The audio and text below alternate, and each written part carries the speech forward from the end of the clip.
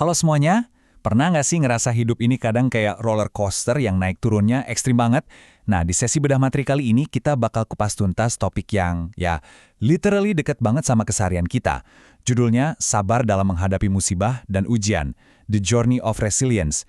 Kita bakal lihat gimana konsep-konsep spiritual dari buku pendidikan agama Islam kelas 12 ini ternyata bisa langsung kita aplikasikan buat ngebangun mental baja kita sehari-hari. Udah siap? Yuk, langsung kita mulai. Dan jujur aja, cara materi ini ngebuka pembahasannya tuh brilian banget. Coba deh kalian perhatiin gambar tenaga medis ini. Langsung flashback kan? Ini ngebuktiin kalau materi ini tuh bukan cuma teori kosong di atas kertas. Ini adalah realita kita bersama. Terutama waktu kita ngelewatin masa-masa berat pandemi kemarin. Ujian kehidupan itu nyata, teman-teman. Dia ada di sekitar kita. Ngerubah paksa cara kita belajar, cara cari uang, sampai cara kita bertahan hidup setiap harinya. Biar pembahasan kita nggak kemana-mana, ini nih rute perjalanan kita hari ini. Pertama, kita bahas realita ujian kehidupan. Kedua, ngebongkar konsep sabar, bala, dan tawakal. Ketiga, kita dengerin kisah inspiratif Fulana. Keempat, ngelihat pesan Al-Quran. Dan terakhir, ditutup dengan kaidah tajwid. Masuk ke bagian pertama, realita ujian kehidupan. Di sini, kita memvalidasi kesulitan-kesulitan yang universal banget buat dialami manusia. Lanjut ke bagian 2. Sabar, bala'ah, dan tawakal.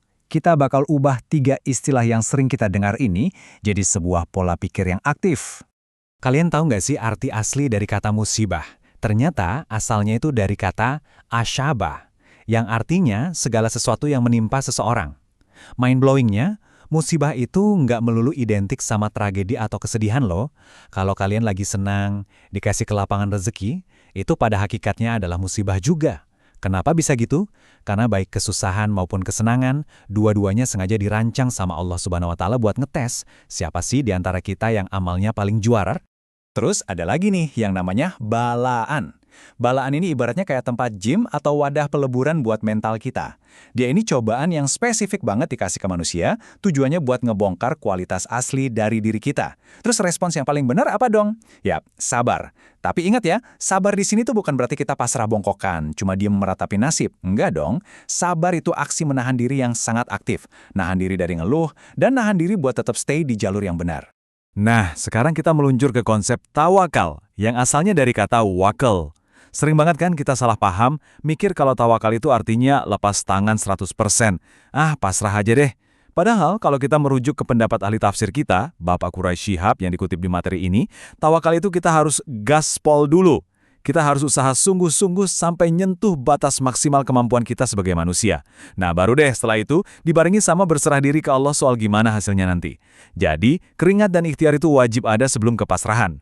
Ilustrasi ini benar-benar pas banget buat ngegambarin penjelasan esensi tawakal tadi. Tindakan medis yang lagi dilakuin habis-habisan itu, itu adalah wujud ikhtiar, usaha manusiawi kita yang mentok. Terus, momen bersimpuh dalam doa dengan pakaian hazmat lengkap, itu wujud tawakalnya.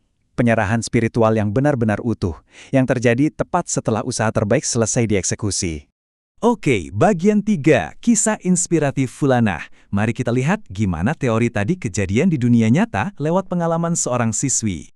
Coba kalian bayangin betapa gedenya tekanan yang dialamin Fulana. Bayangin, 1,5 tahun full dia harus sekolah online. Kuota internet empot-empotan karena penghasilan orang tuanya dari usaha rumah makan lagi anjlok banget di awal pandemi. Belum kelar pusingnya, dia masih harus bagi waktu buat ngerjain setumpuk tugas dan ngasuh adik balitanya di rumah. Tapi dengerin ini deh, dengan tekanan segila itu, dia ternyata masih aktif di Pramuka Bantara dan malah jadi salah satu siswi paling top prestasinya di kelas. Ini sih definisi kompilasi ujian yang super berat, teman-teman. Walaupun bebannya kerasa nggak masuk akal, luar biasanya Fulana tuh nggak pernah ngeluh. Dia malah nemuin kekuatan dari keyakinan dan kedisiplinannya sendiri. Fulana ini beneran ngehidupin konsep sabar dan tawakal yang baru aja kita obrolin panjang lebar tadi. Buat dia, musibah bukan alasan buat ngibarin bendera putih, tapi justru jadi motivasi ekstra buat bikin bangga orang tuanya. Ini nih, bentuk aplikasi dari ketangguhan sejati. Kita masuk ke bagian 4, pesan Al-Quran tentang musibah. Ini dia pedoman langit kita buat ngadepin masalah. Materi kita menyoroti 2 panduan utama, Surat Al-Baqarah ayat 155-156, dan Surat Ibrahim ayat 9. Pesan intinya tuh dalam banget, bahwa di hidup ini kita pasti bakal diuji. Entah itu dengan rasa takut, kelaparan, atau hilangnya harta. Tapi tenang aja, selalu ada kabar gembira buat mereka yang sabar. Teks-teks ini bukan cuma bacaan peninggalan masa lalu ya. Ini adalah cetak biru, sebuah blueprint ilahi yang emang dirancang buat nempa kita di era modern, biar kita tumbuh jadi generasi tahan banting pas ngadepin pandemi atau bencana. Bagian terakhir kita, yang kelima, memahami kaidah tajwid, biar kita bisa baca teks-teks tadi dengan presisi yang tepat. Di sini, buku panduannya ngebedah aturan baca dengan super rapih. Contohnya nih, di kata wala nabluwannakum.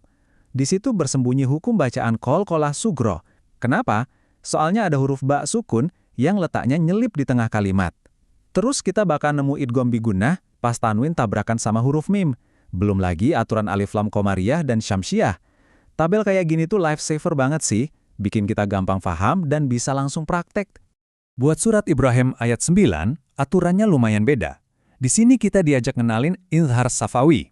Itu kejadian pas mim sukun ketemu huruf nun. Terus ada ikhfa hakiki waktu nun sukun ketemu huruf qaf. Dan di ujung ada ikhlab saat nun sukun ketemu ba. Buat kalian yang emang mau seriusin cara baca yang benar, saya saranin banget buat pelan-pelan merhatiin dan nerapin pola-pola ini pas kalian ngaji mandiri. Percaya deh, bacaan kalian bakal jadi jauh lebih fasih dan akurat.